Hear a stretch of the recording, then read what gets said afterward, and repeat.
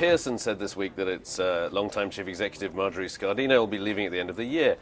That has set the media world abuzz with talk that one of the high-profile properties, the Financial Times Group, could end up being for sale. She's always said she wouldn't sell it.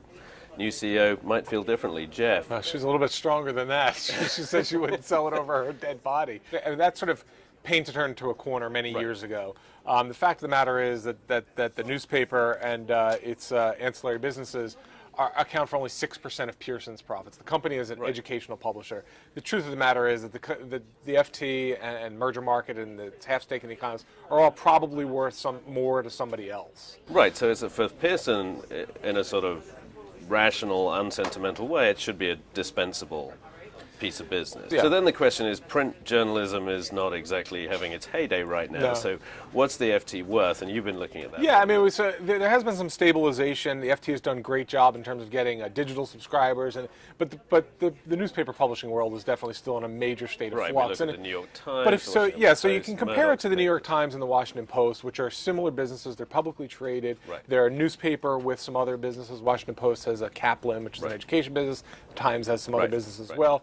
Those companies trade, the market values of them at about 60% of their trailing revenue. Last year's revenue. Right. Yeah. So you put that on the Times, and you get a number, with a premium, I think around 350 million pounds or something like that. Right, which is just over $500 million.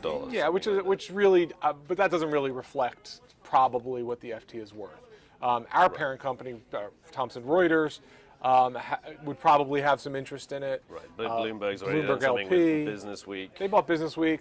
The print version and the iPad version of this kind of newspaper has a lot of value. It's still a place to showcase top journalism, and having this kind of vehicle would be of some value to them. Right. I mean, there's the fear that you kind of pull a Rupert Murdoch and wildly overpay. Right. There's that danger. But I think you have another point, which is, this is a rare trophy. In the business world, this is one of a really iconic property, right? And it's one of the few assets that could be a vanity project. Is this actually more of a Manchester United? If you think of it as a trophy asset, which the FT, then you want to put it on a value like Manchester United, which just had its IPO in August, and that actually, instead of 60% of revenue, trades at 4 times revenue. Right.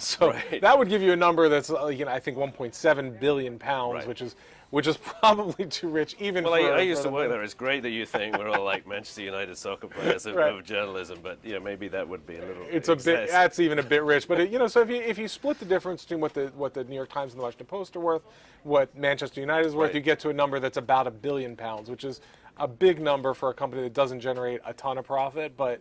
When you factor in the trophy asset status, that could be where it winds up. Okay, we'll leave it there, and we'll be following the fate of the FT with great interest, and we'll have more breaking views tomorrow.